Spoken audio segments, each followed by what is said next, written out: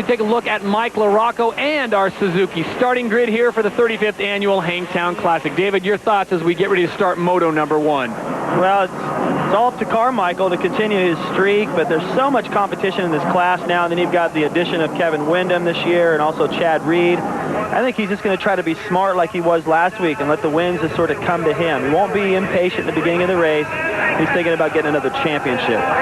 Well, the problem here is all those riders who were unhealthy during the Supercross season are healthy now, so as you look at the Suzuki starting grid, all the talent is there on the line, and this is a big one. It's the 35th annual Hangtown Classic from Sacramento, California, and they are away. Great start for Kevin Windham again, back out front. Nathan RAMSEY had a good start going up the inside as well. Nathan RAMSEY's number 25 on board the Honda, and here they come making yet another turn, and they're starting to spread out already, David. The 4-strokes way out in front. I'll tell you what, it's going to be a long season for guys like Carmichael and Reed on those 250s. I know they can get pretty good starts, but with Kevin Windham getting these starts and riding as fast as he has been these first 2 rounds, and I don't know if they're going to be able to catch back up to that guy every week. There's Ricky, not too bad, but he's got a lot of riders to move around before he can get in touch with Kevin Windham, and by that time, Kevin may be gone. Ricky Carmichael currently sitting in 6th place, number 4, the Honda, but right now your leader, number 14, that is Kevin Windham on the Factory Connection Honda. We saw this last week at Glen Helen, California. Here's a guy who has taken a hiatus from the sport. Not completely, he's done a little bit of training, but he comes back, David, he hasn't missed a beat. He's flying. Everything he's doing this opening lap, when they took that slow lap and looked at the racetrack, he took a good look because he's hitting his lines. He didn't overjump the big double at the top. He got right into the rut he wanted, back on the power, and, you know, clean track. He's got good vision. He can take the lines he wants, while Ricky's got to deal with traffic and getting roosted and having to pull tear-offs in places. It's tough work coming from behind. Carmichael, number 4, gets past number 11. Ezra Lusk on board the Kawasaki. He'll now go to work on number 27, Nick Way on the Yamaha. Trying to find a line. You don't always get to ride the best lines you want. Mike Gosler looking on, trying to figure out what he's going to put on the board for Carmichael when he comes around. But you got to take a line that you want. The guy in front of you is taking it, and it ruins your rhythm. You get roosted, and all the time you're trying to figure out a way to get to the front. The leader is checking out, and that's when you start to get a little nervous. You'll see Ricky a lot of times to go off a jump and look over to see who the leader is and just what kind of progress he's making. So right now it's the 2 Hondas out in front, Kevin Windham and Larry Ward going 1 and 2. Ricky Carmichael currently sitting in 6th place, cannot get around Nick Way right now. And in front of Nick Way, there's more talent, including Sean Hamlin. See Ricky tripling into that corner, a beautiful move. What that does is, besides it's a lot faster. You get into the corner and it puts you on the inside going into that next corner there. So he had that pass made no problem. It's where Ricky and Roncada got together last year. That all got ended right here in this corner, and Ricky makes another nice block pass. So he's up 2 more spots, but you can see him reaching up to clear his vision. Every time you let go of those handlebars, you can't be going as fast as you would if you were hanging on with both hands. Carmichael, number 4, gets past 46, Damian Plotz. Plotz staying on the back of Ricky Carmichael, knowing that if he can keep that pace, good things could happen. In front of Carmichael is Sean Hamlin, and then way out in front is Kevin Windham. And you make a good point. This track is very dirty, very ruddy. He's not getting roosted. Speaking of Kevin Windham, he's out in front. He's got clean track. Meanwhile, Ricky's having to really go to work. You know, I think he's starting to get just a little bit nervous, too. I'm seeing a lot more aggression in him right now, trying to attack and get up into 2nd place as fast as he can. You can see Larry Ward right there running in 2nd, and Kevin Windham's already out of sight. 33 is Sean Hamlin. Carmichael goes past him, so Ricky Carmichael, number 4, now sits in 3rd place here in Moto number 1 at the Hangtown Classic. In front of him is Larry Ward, and in front of him is Kevin Windham. So the folks at Honda have to be happy right now as they go 1, 2, and 3 here in the 250 Moto 1. Well, I think what Ricky realizes with Kevin is that, you know, Kevin is the kind of rider that can win these races. With a lot of the other guys, I think Ricky understands that even if they had a bit of a lead at this point in the race, like, I'll catch that guy later. But with Kevin, man, he could be gone. Ricky's really got to honor that challenge and get up there and race him and keep him from getting too much confidence. It's early in the series, and if Kevin keeps doing this to Ricky, sooner or later he's going to get these wins, get these overalls, and the momentum's going to shift. Larry Ward currently sits in second place, the youngster from Florence, South Carolina. He's been around for a long time. We can call him the youngster. And Ricky Carmichael right there. You see Ward taking a look over his shoulder. Interesting note, the last person to beat Ricky Carmichael in the Outdoor Nationals, David Bailey, was Kevin Windham. Your running order, Windham, Ward, and Carmichael, back after this.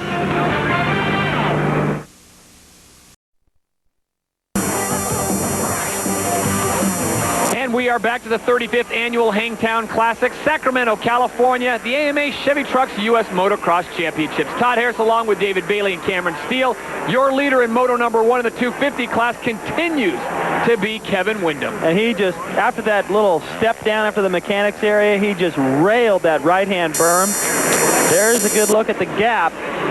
Back to Larry Ward, who's still holding off Ricky Carmichael until just then. You jinxed it. It almost looked like Larry didn't want to be any part of that. He's like, I'm going to go wide right here.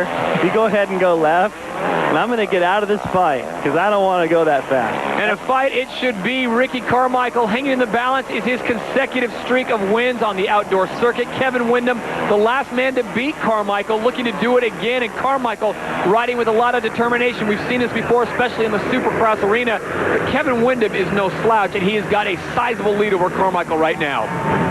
Well, for all the Kevin Windham fans out there, his lead is growing. His lap times are a little bit faster, about a second and a half than Ricky Carmichael. And even when Ricky puts together a solid lap and Kevin has a little trouble, he's still either the same or about a half a second faster. So now that Ricky's into second, he's got no riders in his way, nothing to keep him from catching Kevin.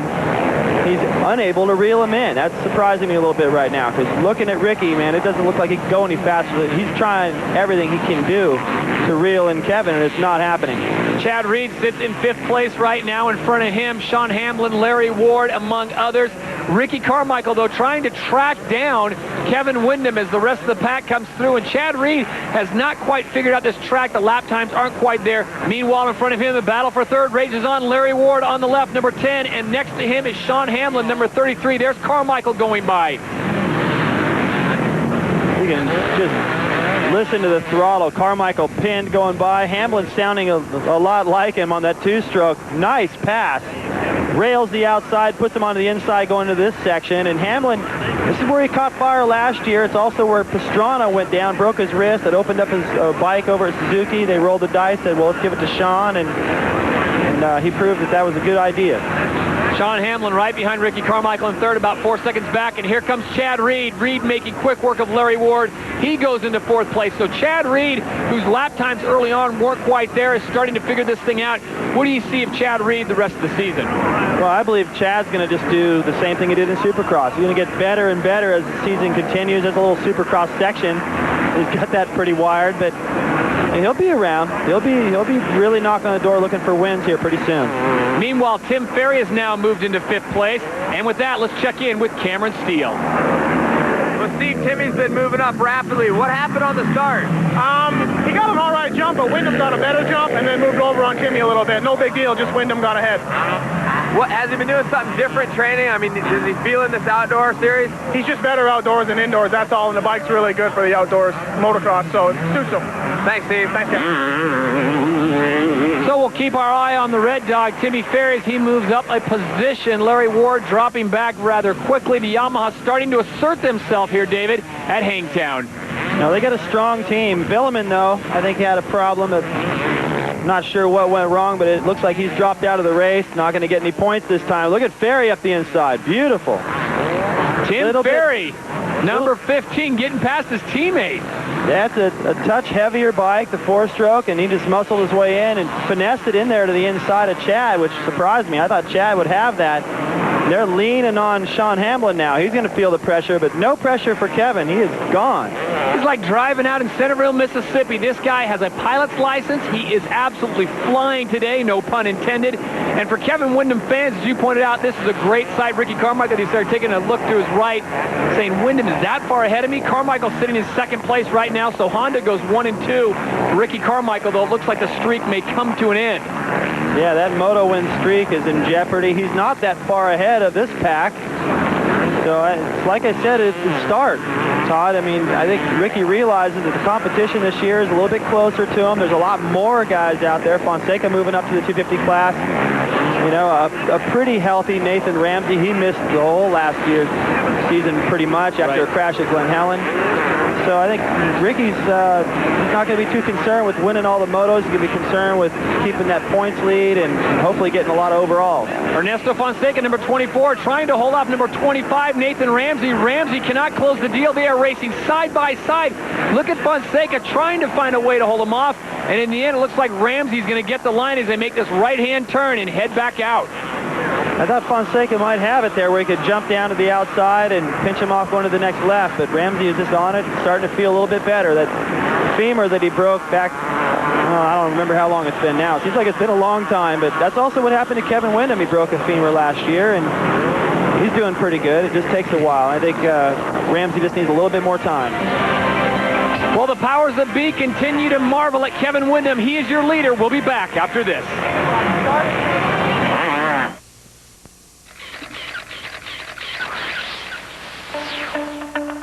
Several days of rain drenched the OHV Park in Sacramento, making conditions for the 1991 250 National difficult to say the least. It was a free-for-all off the start as the nasty conditions cut this two-moto format to one moto, winner takes all. Number 7, Jeff Matasevich held the early lead, but would give up his position to number 8, Jean-Michel Bale. Number 6, Mike LaRocco beat the weather and placed his Suzuki third. Up front, Bale seemed in control and cruising towards a win, but number 35, John Dowd, a privateer from the Northeast, came up through the pack to challenge the Frenchman. Bale almost stalls and gives John Dowd the opportunity of a lifetime as he leads the National. The privateer takes control from that point on and cruises into his first professional win. Back to the 35th Annual Hangtown Classic. This is moto number 1, and that is your leader, number 14, Kevin Windham.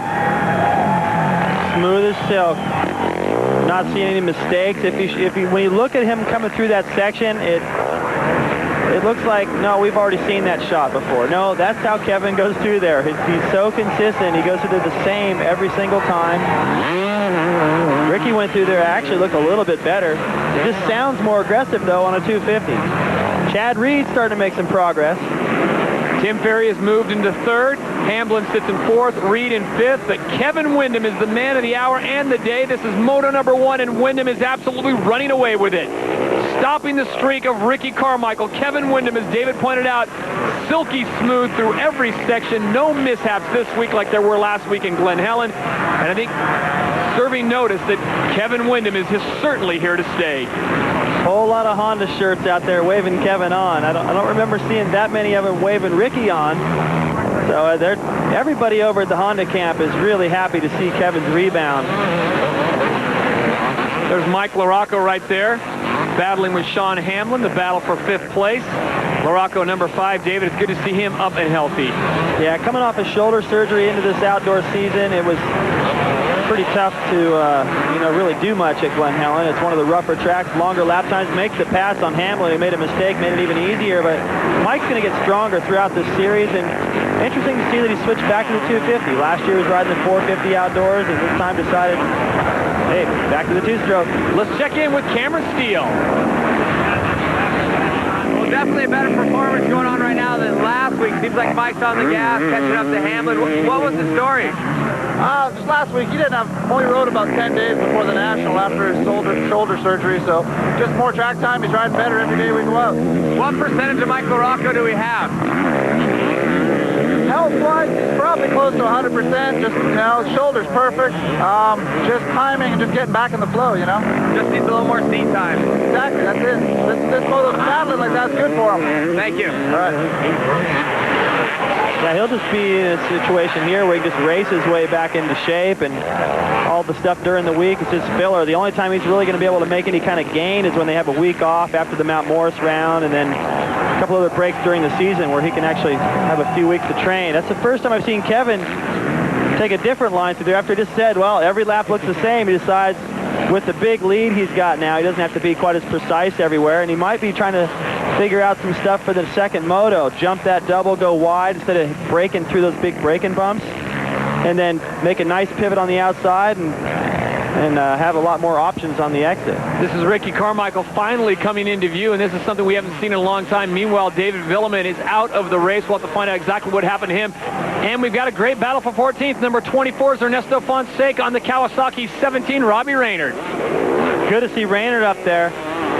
Not as far up there as he really can ride. I've seen him do a lot better, but yeah, it's going to take him a little while. He was off for quite a long time, and he's just going to need to get back into the racing mode. And there's certain races and certain tracks where he can battle for the lead. So Raynard gets 14th. Meanwhile, your leader continues to be Kevin Windham. And prior to this race, we talked to him about the streak of Ricky Carmichael.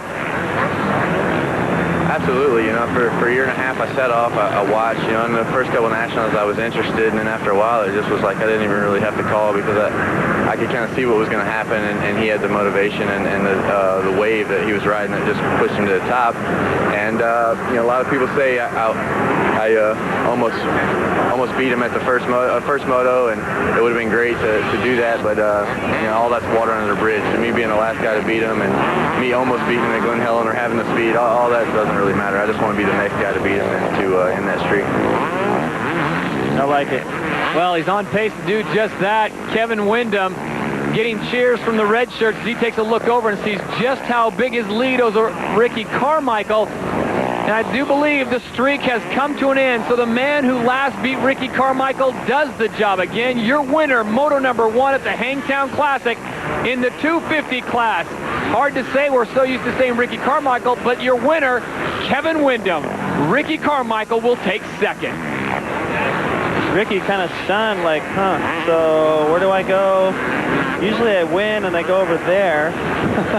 This is just, it's unbelievable. The whole crowd here is just going, the biggest crowd I've ever seen, too. They're going, they just saw something amazing.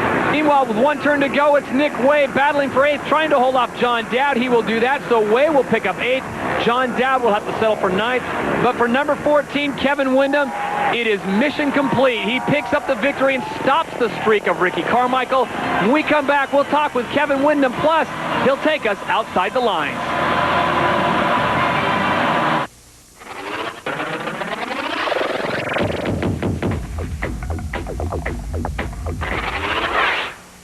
Hi, I'm Kevin Windham, and this is my buddy Amber, and welcome to the country. We're going to show you all my place today. Come on, Amber.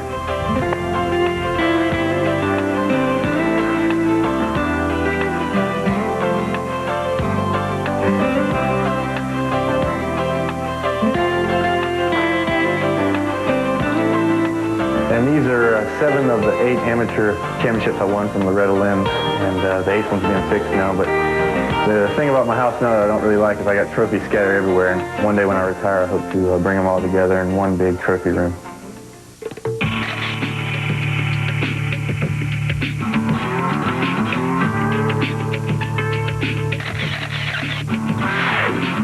Oh, Windham with a smooth move.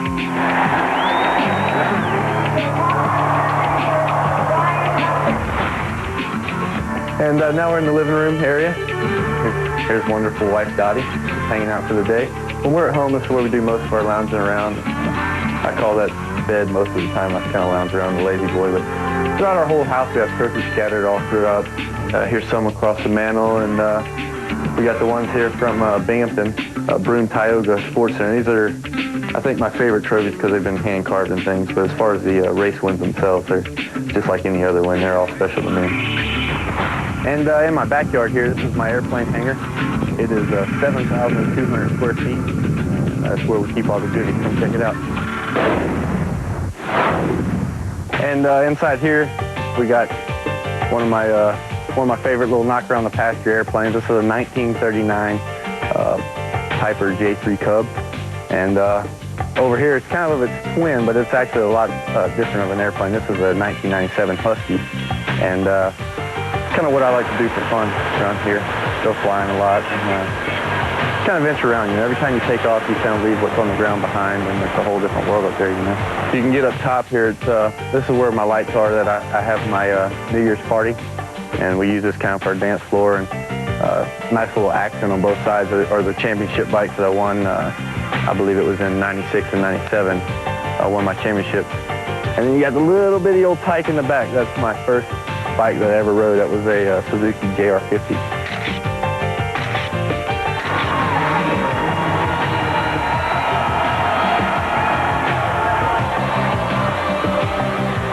This right here is probably one of my favorite just because of what it means to me. This is the trophy that I got, the first place trophy from Budds Creek when I did the USGP. And, you know, I got this to show for it, but with my bonus check, I got this to show for it. Alrighty, glad y'all can make it down here to my house in Centerville. You guys need to come to this area and check out some track and trails. We're building the Flying W's. It's going to be 1,000 acres of trail riding. And other than that, that's about all I got to offer. I'm going flying. We'll see y'all.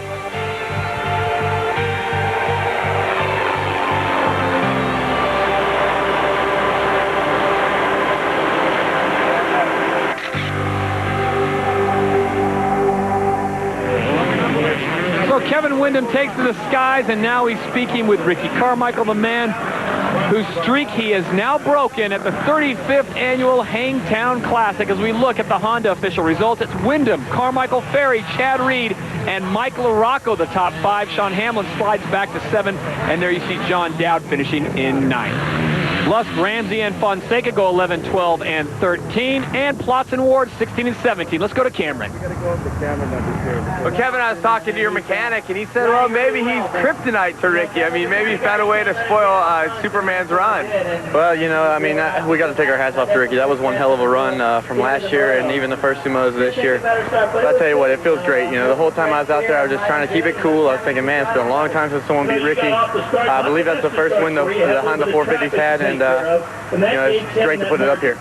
At Glen Helen, did you feel a little bit nervous, or you weren't sure what was going to happen? Then after that, you're like, hey, I can do this. Well, I've been testing with Ricky, so I always thought that I could do it, but at the same time, it's been a year and a half since I've done this stuff, and it's a little bit different when you're leaving the gate, and, you know, you got the crowd, and you got guys like Ricky and Timmy and all the other guys out here that are running for the same place I'm trying to get. I know the moto's just over, but do you think at all about a streak of your own starting right here? Oh, it's way too early, and Ricky's way too tough of a competitor. You know, I'm just glad to get that first one under my belt. We're not going to change anything, man. My factory connection, Honda, no fear, Lee Dungaree jeans bike is just doing incredible. And I got to thank Michelin tires, the right helmets, spy goggles, and Alpine Starbridge. Awesome job, Kevin. Thanks a lot. As we take a look at upcoming dates, Southwick, Massachusetts on the 9th, Budds Creek on the 16th, and we go to Michigan on July 7th. Well, Ricky Carmichael's streak is up, but the overall wins is still possible. He's down with Cameron. Well, Ricky, first up, the streak is over. It's been about a year and 9 months since you lost the 250 outdoor moto. Relieved a little bit, maybe? It's you know, I haven't been letting it bother me, but Kevin rode a good race. He deserves it, and you know, I gave up a lot on the start, and he was right putting in some good laps, and I just couldn't catch him. So you know, it's good for him, and you know, I just want to be there at the end of the series. But you know, a little bummer with the streak's over, but hey, man, you know, all good things must come to an end, and it was a fun ride, definitely. It was an awesome ride, awesome to watch. I want to ask you, all this time, all these different riders trying to beat you, are you surprised it's the same guy that beat you last time, Kevin Windham? No, Kevin's a great rider, and yeah, I can't, you know, for taking a year and a half off, the other guys, you know, I thought it'd be someone else, but you know, Kevin's a great rider. I've been racing him ever since I was a little kid, and it's good to have Honda 1-2 up there, and do my best to get up front the next moto. I got to get a better start. I know the start wasn't great for you. Anything else you're going to need to do to compensate, or was it all start? No, you know, I think Kevin's the kind of guy you can't let him get away, and that's exactly what I did. We're looking forward to an awesome shootout in Moto number 2. It'll be a good one. Back in West Sugar, 2001. Yeah, I mean, I'm almost excited that Kevin won, you know, because he's been off for a while, but also, too, you know, somebody finally beat, you know, Ricky's streak that he had going, and, you know, that's good momentum for everybody else, you know, it gives everybody else a little bit of hope, and let's get out there and get some better starts.